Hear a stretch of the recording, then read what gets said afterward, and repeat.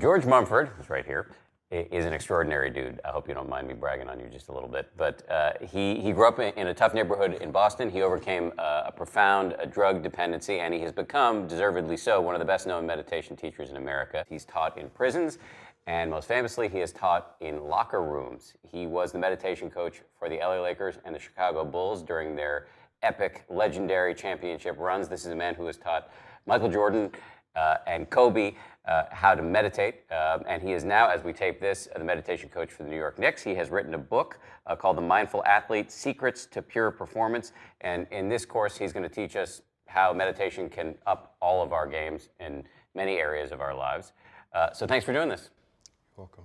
This course is for everybody, not just athletes. So, but you say in your book, we're all athletes. What do you mean by that? Yes. Well, if you think of life as a marathon, which it is, it's not a sprint.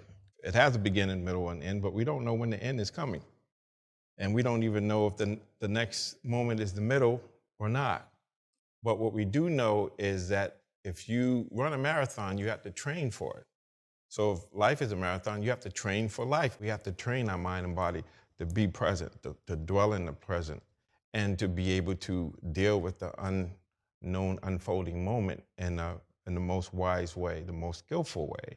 And a lot of that has to do with making wise decisions. Your pitch is a little counterintuitive because you're saying meditation can help boost our performance, but I think a lot of us assume that the thing that's going to help us boost our performance is active. Meditation is just kind of sitting in the chair and doing nothing. That's not my definition of meditation.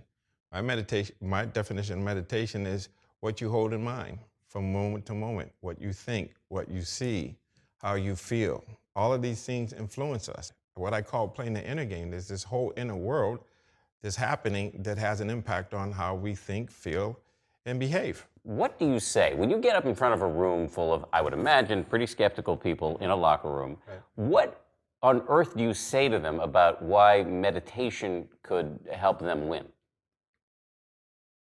Well, it's a short conversation. All I have to do is talk about being in flow or being in the moment or the zone, and they get that. So when I talk about this practice can help them become zone ready or flow ready versus this idea of trying to get into flow consciously doesn't work. So the best way to get into flow is not to try to get into flow, but to actually do the things that create the conditions for flow to arise or for flow to happen. So they don't look at you like you're out of your mind when you propose meditation to them? Or do you not even use that word? It depends on the audience. It depends on the moment, what I feel like. A lot of times I just talk to them about Dr. Dre. And one of his songs, a line in his song is, I have my mind on money and money on my mind. I say that's meditation. So whatever your mind is on, that's your meditation. So his mind is on money. What's your mind on?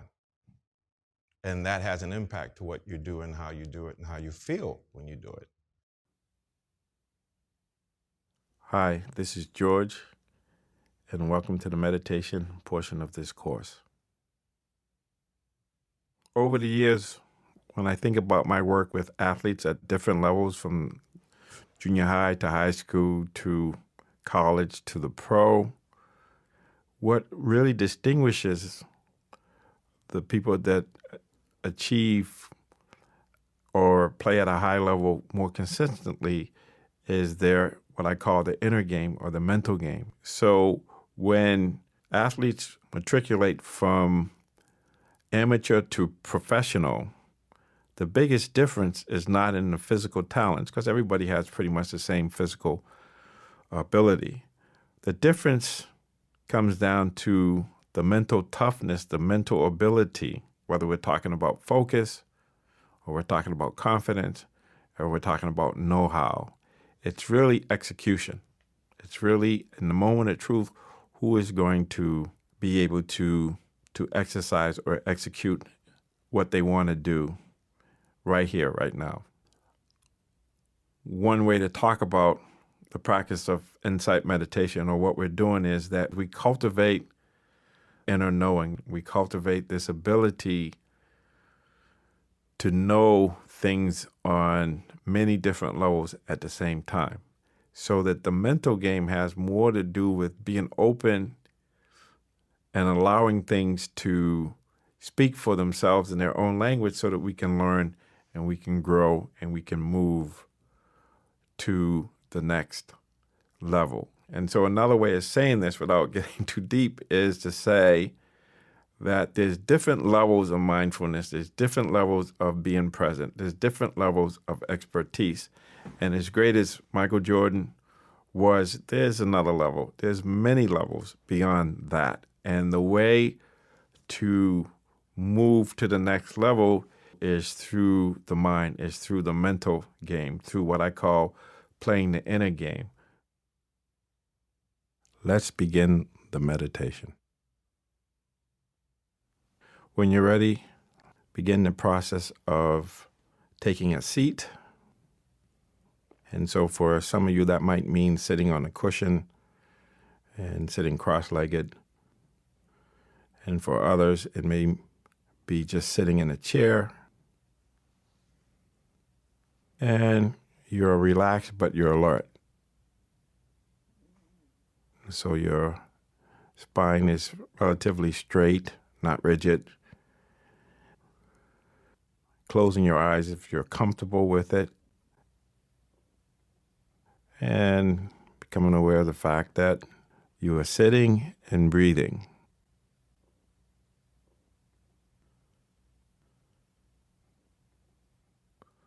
So as you breathe in, the belly expands. And as you breathe out, the belly deflates or moves towards the spine.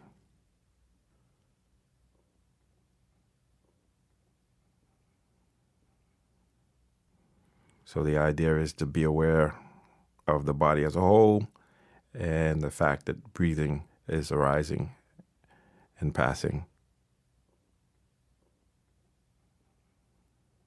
or coming in to the body and going out from the body.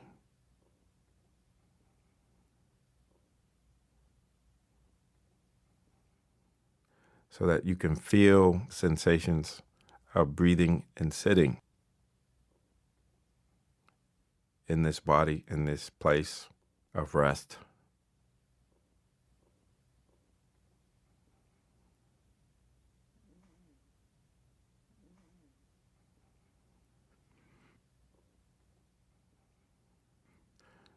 You may notice places in the body where you may feel the breath more vividly. It may be the belly expanding and contracting. It may be the chest or the sternum or the lungs.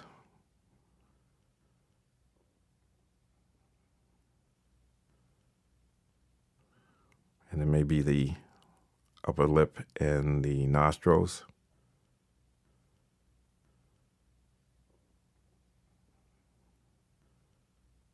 Just feeling the sensations of breathing in and breathing out.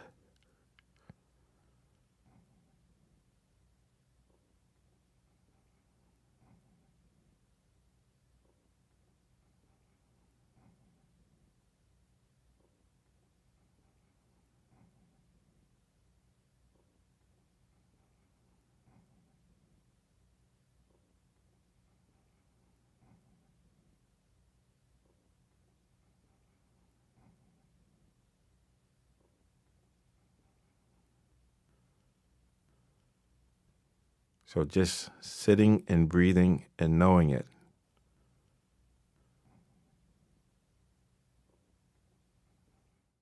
Present. To the extent that you know that there's a body. And to the extent that we can have a continuity of awareness.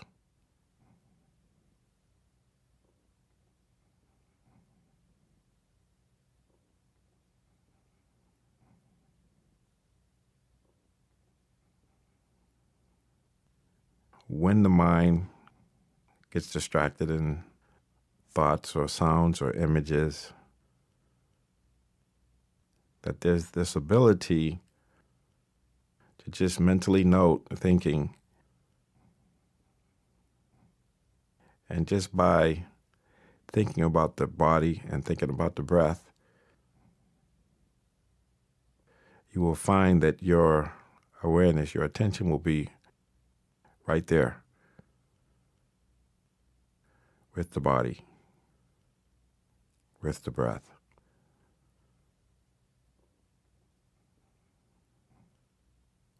So it's just reconnecting, letting go, and beginning again, and again, and again.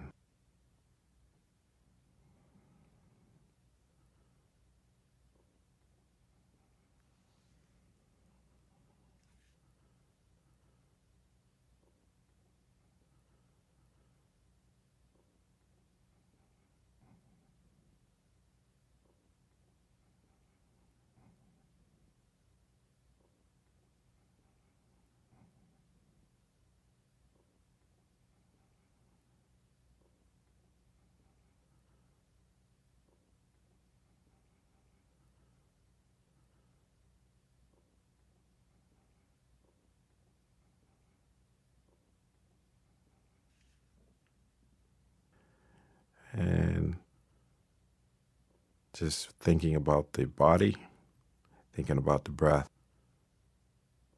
and we're there with the breath as we breathe in, as we breathe out.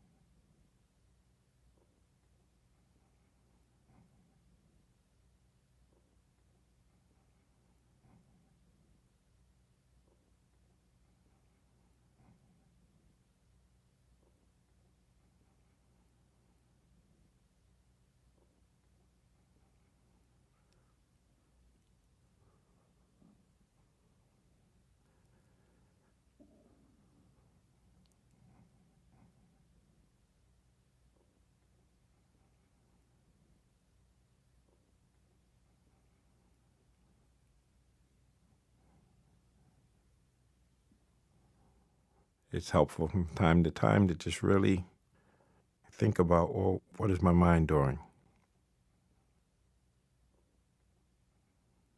Where is it?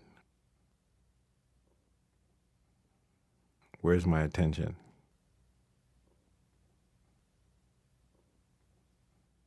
Is it with the body and the breath? Or is it engaged in thinking? Is it engaged in seeing or imaging? Is it engaged in just hearing sounds other than the sound of my voice?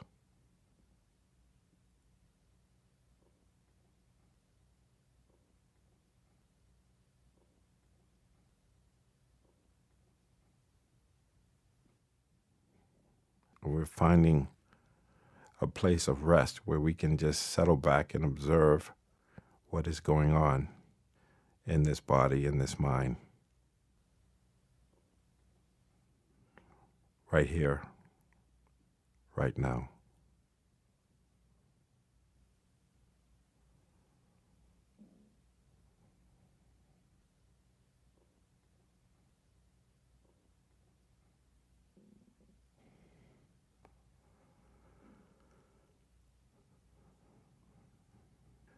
We're just being aware, noticing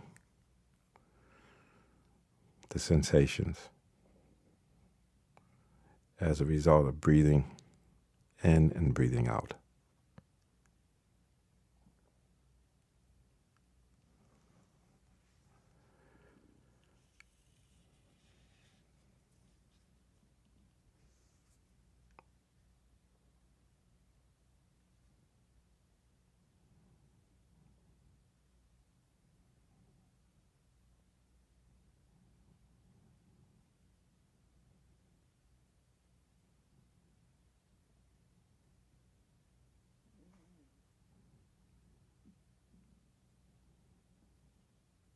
So when you're ready, just breathing in, feeling the body, feeling the breath. And as you breathe out, letting go of the body,